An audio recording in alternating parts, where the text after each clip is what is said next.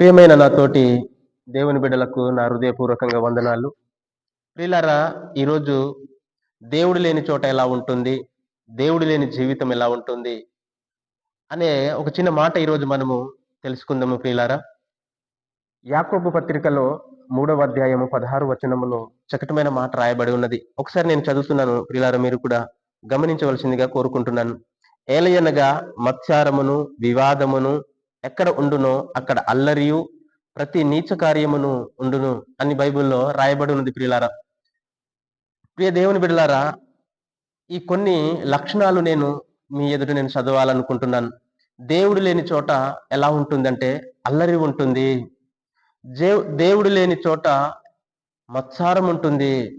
దేవుడు లేని చోట వివాదాలు ఉంటాయి.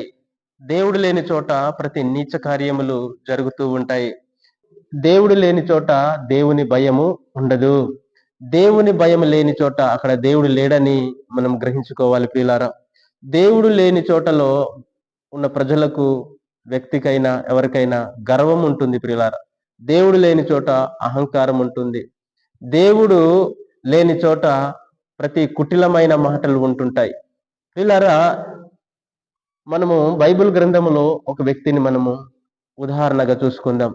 ఆదికాండములో భూమి మీద మొట్టమొదటిగా ప్రథమ కుమారుడుగా మనం చూస్తాం. ఆదము అవ్వలకు పుట్టిన కుమారుడు కయీన్.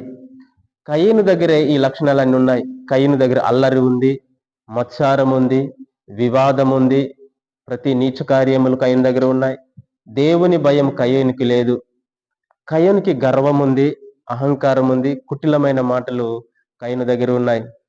కాబట్టి ప్రియులారా, ఈ కయోను లాంటి జీవితం ఒకవేళ మనలో ఉండి ఉండవచ్చేమో. ఒక్కసారి మనం ఒకసారి ఆలోచన చేసుకుందాం ప్రియులారా. కయోను దగ్గరే దేవుడు వెళ్ళి మాట్లాడినప్పుడు కయోను దేవుడి దగ్గరే కుటిలమైన మాటలు మాట్లాడుతున్నట్టు బైబిల్ గ్రంథంలో మనం చూస్తాం.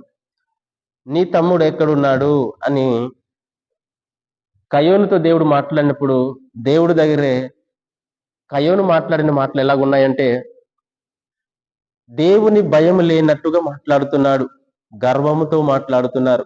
కయోను అహంకారముతో మాట్లాడుతున్నాడు, కుటిలమైన మాటలు మాట్లాడుతున్నాడు కయోను. మనం ఒకసారి లోతుగా మీరు కయోను గురించి ఆదికాండంలో ధ్యానిస్తున్నట్లయితే ఆ కయోను గురించి మీరు తెలుసుకుంటారు ప్రియులారా. కయోనుతో దేవుడు అంత చక్కగా మాట్లాడు. నీ తమ్ముడైన ఏబేలు ఎక్కడా అని అడిగినప్పుడు నేను మా తమ్ముడికి కావలసిన వాడనా అని దేవునికి చాలా గర్వంగా, అహంకారంగా, కుటిలమైన మాటలతో దేవుడి దగ్గర తిరిగి మాట్లాడినట్లు మనం బైబిల్ గ్రంథంలో చూస్తాం. గనుక ప్రియులారా, కయోను జీవితము లాంటి జీవితము మనకు ఉండడానికి వీలు లేదు ప్రియులారా.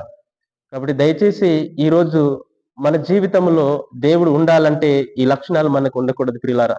అల్లరి ఉండకూడదు, మనలో మత్సారం ఉండకూడదు, మనలో వివాదాలు ఉండకూడదు, ప్రతి నీచ కార్యాలు, చెడ్డ కార్యాలు ఉండకూడదు. దేవుని పట్ల భయం కలిగి మనము జీవించాలి ప్రియులారా. దేవుని భయము మనలో ఉండాలి. గర్వము మనలో నుండి పోవాలి ప్రియులారా. అహంకారము పోవాలి. మరి ముఖ్యంగా ఎక్కువగా మన జీవితంలో జరిగేటివి ఏంటంటే కుటిలమైన మాటలు ప్రతి చోట మాట్లాడుతూ ఉంటాం. కాబట్టి ఈ కుటిలమైన మాటలను కూడా మనం విడిచిపెట్టవలసిందిగా కోరుకుంటున్నాను ప్రియులారా.